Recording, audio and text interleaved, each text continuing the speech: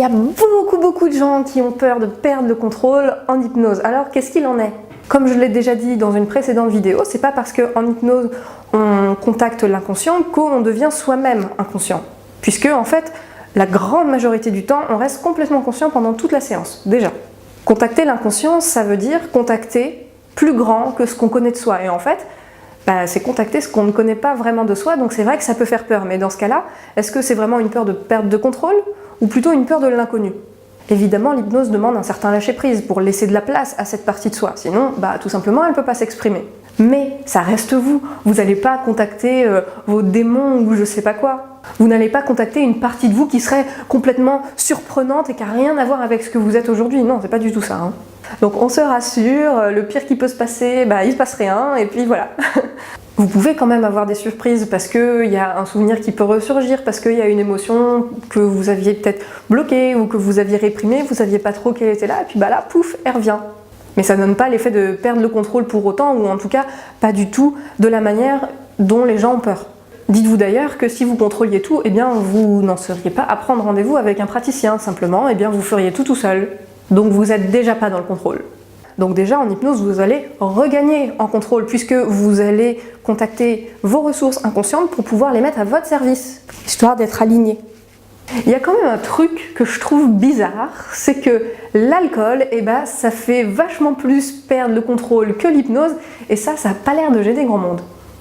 Vous allez me dire oui, mais quand on voit en spectacle, les gens ils font n'importe quoi sur scène, ils ont complètement perdu le contrôle, etc. Bon, déjà, qui vous dit qu'ils ont perdu le contrôle? Vous n'êtes pas dans leur corps ni dans leur tête, vous ne savez pas en vrai. Dites-vous que quelqu'un qui va dans un spectacle d'hypnose s'expose consciemment à potentiellement venir faire le con sur scène. Si vraiment c'était hors de question, la personne refuserait. Donc déjà, il y a une première, au moins toute petite part d'acceptation là-dedans. C'est vachement pratique de faire le con sur scène puisque on est sous hypnose, c'est pas vraiment nous en fait. L'hypnose, ça peut être une excuse super confortable pour s'autoriser à faire quelque chose qu'on ne ferait pas dans son état normal. Mais comme l'alcool aussi. Réfléchissez à combien de fois vous avez entendu quelqu'un dire « ouais mais bon, il était bourré, c'est pas de sa faute ». C'est pas moi, c'est l'alcool, c'est pas moi, c'est l'hypnose. Même si les états intérieurs sont différents, en fait, l'attitude par rapport à l'autorisation à faire quelque chose peut être exactement la même. L'hypnose, ça peut tout à fait être une permission, qu'il s'agisse de faire n'importe quoi sur scène, ou de changer, ou de vivre quelque chose, ou quoi que ce soit d'autre. Votre inconscient, c'est vous. Il s'occupe de votre survie, il ne va pas vous mettre en danger. Et d'ailleurs, dans un état d'hypnose, comme vous restez conscient, vous pouvez tout à fait décider de sortir de l'expérience par vous-même. Et encore une fois, moi non plus, je suis pas dans leur tête, donc je suis pas forcément bien placée pour dire ça, mais ces personnes qui vont sur scène profitent peut-être de l'occasion pour se lâcher, pour rigoler un bon coup sous prétexte que elles sont sous hypnose et donc si ça passe pas, elles auront toujours cette excuse-là.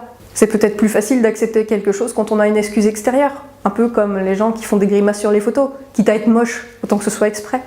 Oui, pour faire preuve de lâcher-prise dans un accompagnement d'hypnose, il faut avoir confiance aussi aux praticiens. Si c'est pas le cas, vous changez, vous allez voir quelqu'un d'autre.